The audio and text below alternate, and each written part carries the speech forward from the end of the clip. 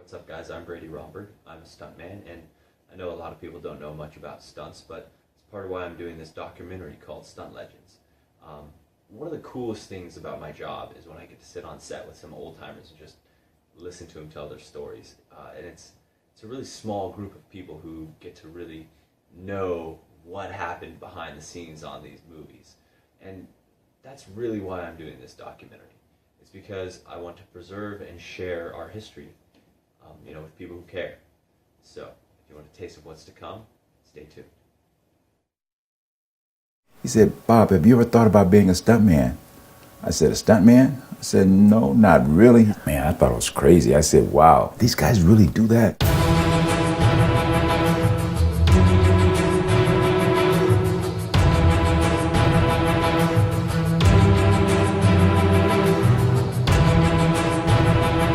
In my young early days of working, the mentality was to get the shot no matter what. And you just don't give up. I don't care if they got to carry you out on a stretcher, you don't give up. And I think I was one of those, and that's why I became like one of the guys. Earlier days, guys would do saddle falls for $12 down and nowhere no pads. So I've been on the set where people have been killed, maimed, crippled. Being a stuntman is glorious. There was no CGI. Everything was for real. Did I know how to fall off of a horse? No. Did I make a lot of mistakes? I had a lot of bruises. It's kind of like on-the-job training. There's no fixing it in the middle. Once you do a high fall, you're on your way, you're on your way. And the guy walked back and he said, "Freddie, I can't do this." Freddie said, "Oh, yes, you can." Women were not really, I don't know, I think we were supposed to just be silent and do what we were told. Well, that doesn't work when your life's on the line sometimes. You have just a couple of seconds to untangle, otherwise, bam, you never can tell who you might land on and hurt.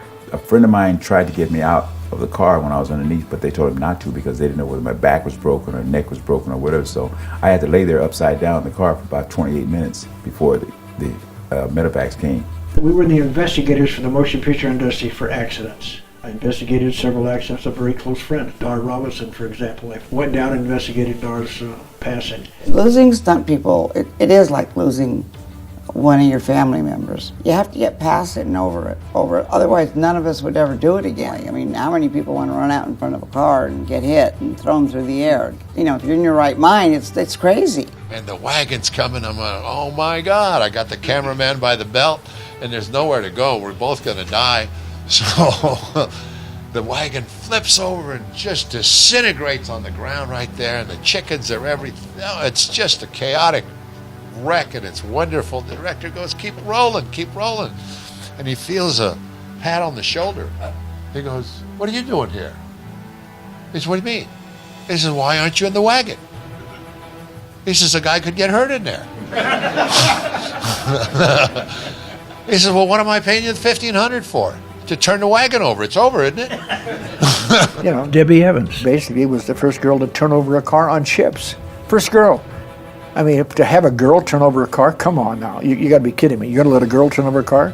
You bet. And she did. And she did a good job. And the rest of it's legendary. I've wrecked cars, I've turned over cars. I jumped off the watchtower, which is 80 feet high, jumping down a 3-story elevator shaft. I know I've been set on fire, you name it. I've done over 1,000 shows. I don't remember. I just take the residual checks. Getting Wonder Woman, I think I thought I was Wonder Woman. Clean a house, raise kids, grocery shop, go get blown off of something. My life changed from being a barn boy at $22 a week to reaching a pinnacle that everybody would give their life to do, and I had no idea that I'd ever get there. See, I was the first Afro-American in the Stuntmen's Association of Motion Pictures. That announcement was on radio for about 1 week, about 3 times a day. I think I'm grateful for the chance of surviving long enough to get my Lifetime Achievement Award. And to be the first woman, I'm honored. My relationship with Jim Garner will be remembered the rest of my life. We're 48 years.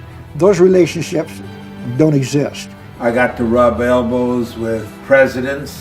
Reagan, you ever heard of him? People ask me, well, if you could start over again, would you do this again? I'd do it all again. I think the most alive I've ever felt is actually being on set doing a stunt. I don't dwell on the fact I'm the age I am. I can still tumble. I just can't get up. anymore. I have to have a couple of people help me up. Yeah, it makes me sad that I can't work anymore, but you know, I'm 73 and I've had a really good run at it all the years I've worked. My journey has been, for me, a wonderful trip. You know, and then that's all history now.